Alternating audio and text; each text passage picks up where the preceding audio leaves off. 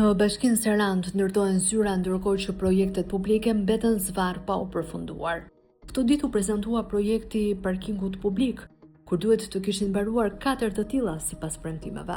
Ndërtimi i terminalit për autobuset urbanë në hyrje të Sarandës rezultoni pa përfunduar, edhe pse afati ishte 14 muaj nga nisja e punimeve.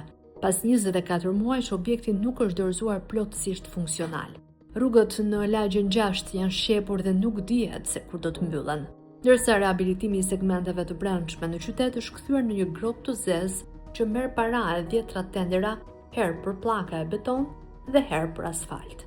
Kështu ndodh kur kryetari Oltion Çaçi dhe nuk kryetari Florian Sali bëjnë tender për zyra në mes të këtyre punëve.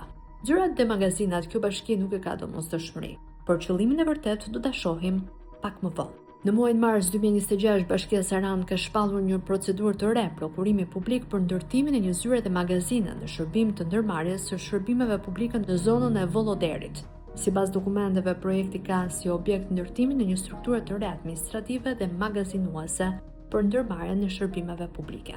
Fondi limiti parashikuar për këtë investim është 394 milion lekë të vjetra pa TVSH, duke përfshirë TVSH-n 20%. Vlera totale e projektit shkon në 473 milion lekë. Tenderi është zhvilluar me shkelje të rregullave të prokurimit publik.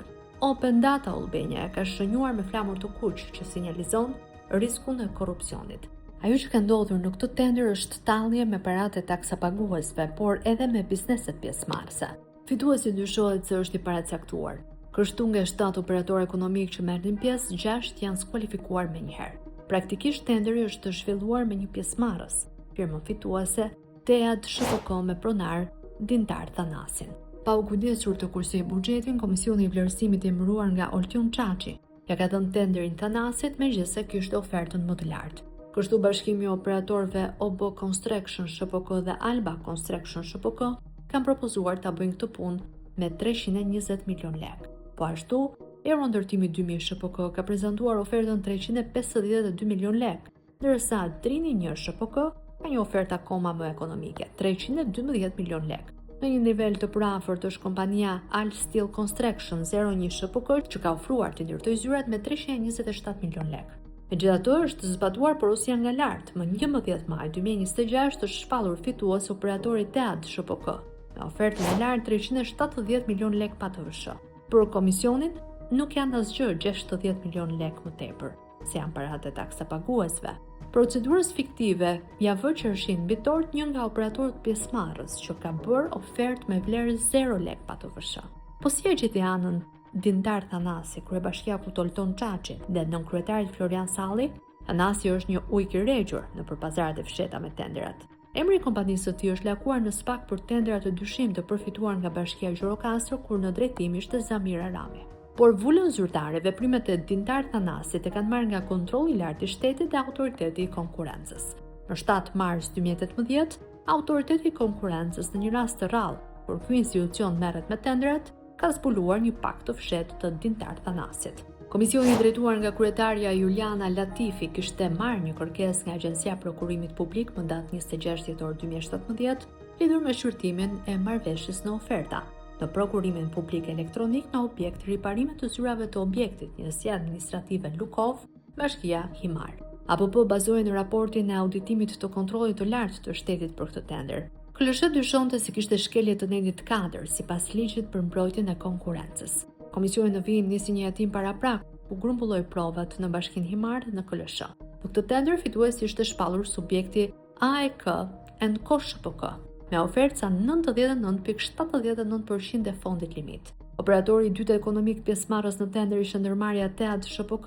Nga hetimi rezultoi se të dy operatorët kanë ngarkuar të njëjtin dokument në sistemin elektronik të prokurimit. Bëhet fjalë për shkresën vërtetim debia për shqyrtimin e detyrimeve të energjisë elektrike, të lëshuar nga Drejtoria Rajonale Gjirokastër e OSHE. Kjo shkresë ishte tërhequr nga TEAD SHPK më datë 6 gusht 2015. Po ashtu referuar preventivave të depozituar nga të dy operatorët ekonomik, TEAD SHPK dhe AEK & SHPK, rezulton se janë pothuajse identike dhe kanë ndryshime të disa zërave me një shtesë uniforme 10 lekë tek disa kategori punimesh. Nga vlerësimi i kërkesës së APP, materialit të KLSH-s dhe dokumenteve të depozituara nga Teatri SHPK dhe AEK Enko SHPK në tendrin me objekt riparime të zyrave të objektit njësi administrative Lukov, vlerësojmë se mund të jemi përpara një marrëveshje të ndaluar në oferta midis këtyre dy kompanive. Nënvizohet në vendimin e autoritetit të konkurrencës.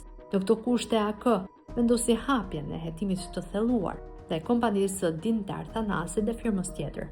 2 vjet më vonë, KLSH do të lindet detyrë bashkisë Himar që kompania Teatri SHPK të kthente në arkën e shtetit një sasi lekësh të marra për punë të pakryera. Dhe sa më shumë mashtrime dhe shpatje kryeshin nga kjo kompani, aq më lart është ngjitur Thanasi në hierarkinë e përfitimeve të fondeve publike.